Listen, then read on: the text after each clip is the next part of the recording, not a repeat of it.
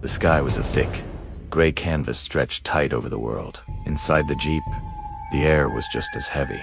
14-year-old Leo stared out at the fog swallowing the winding road, a silent passenger in a world that had gone quiet a year ago. In the driver's seat, his father, Mauricio, gripped the wheel, his eyes carrying a weariness that didn't belong on a man in his 40s. The only sounds were the groaning engine and the squelch of tires on wet earth.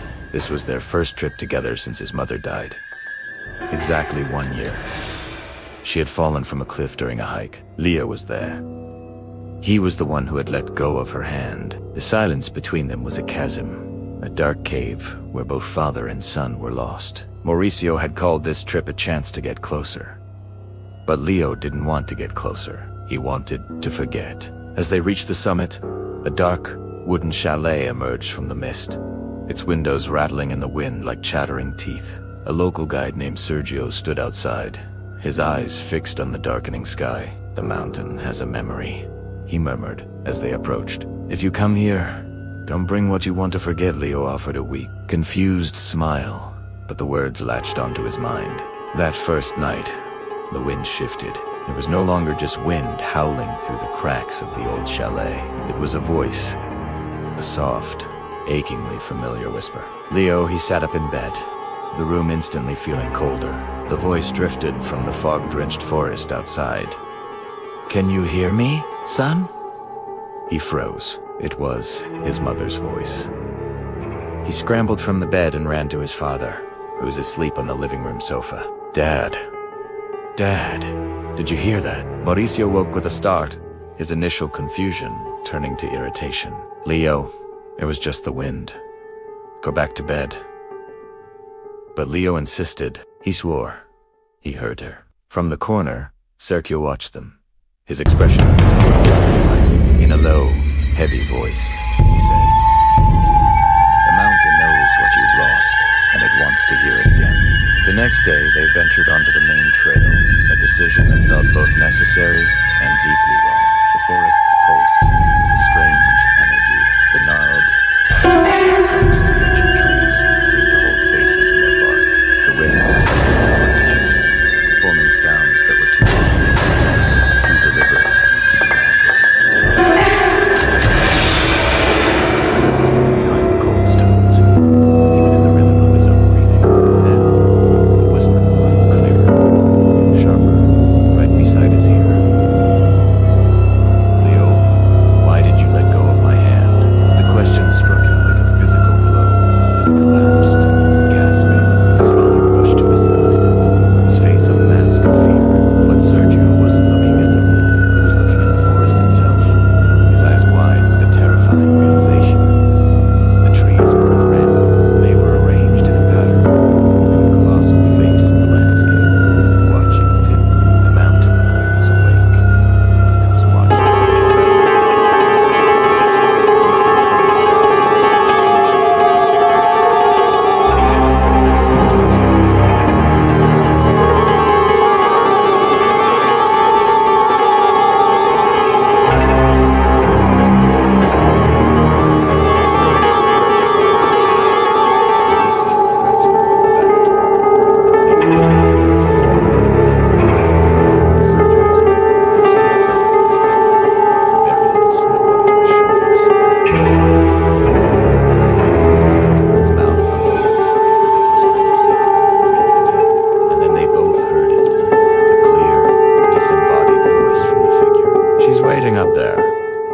A primal need to flee seized Mauricio. He ran to the Jeep with the keys, but the engine wouldn't turn over. It was dead. The radio was dead.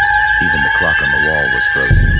Its hand stuck at 3:03, the exact time Leo had first heard his mother's voice. It felt as though they were trapped in a single, infinite second. A moment stretched into eternity. Leo finally began to understand. The mountain preserved, it kept memories, voices, guilt.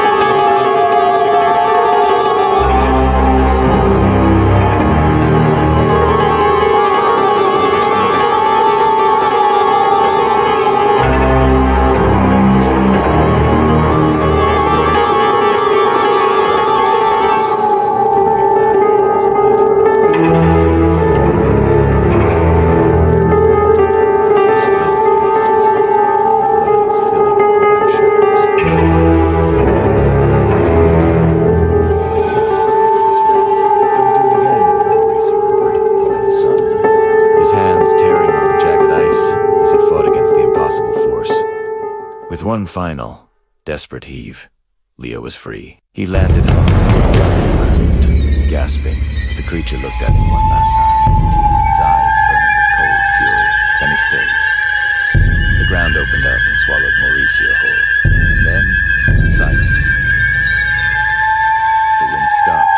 The world held its breath. Leo fell to his knees, utterly alone. The mountain was quiet, as it sat his home. He screamed until his throat was raw, until his hands were soft. For the first time in a year,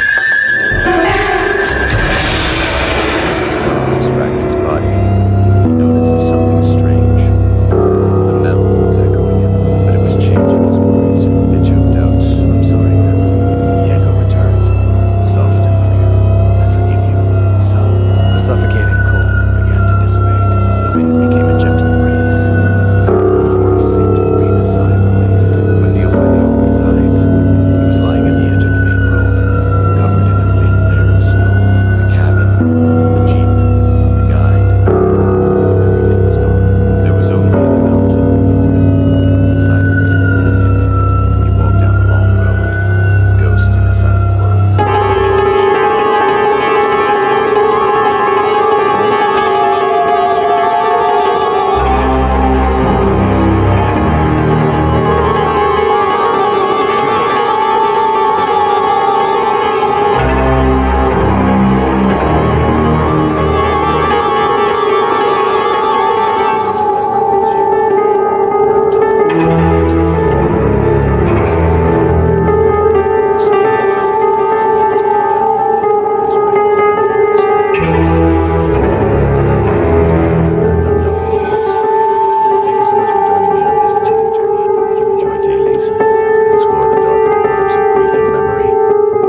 Subscribe button and turn on notifications.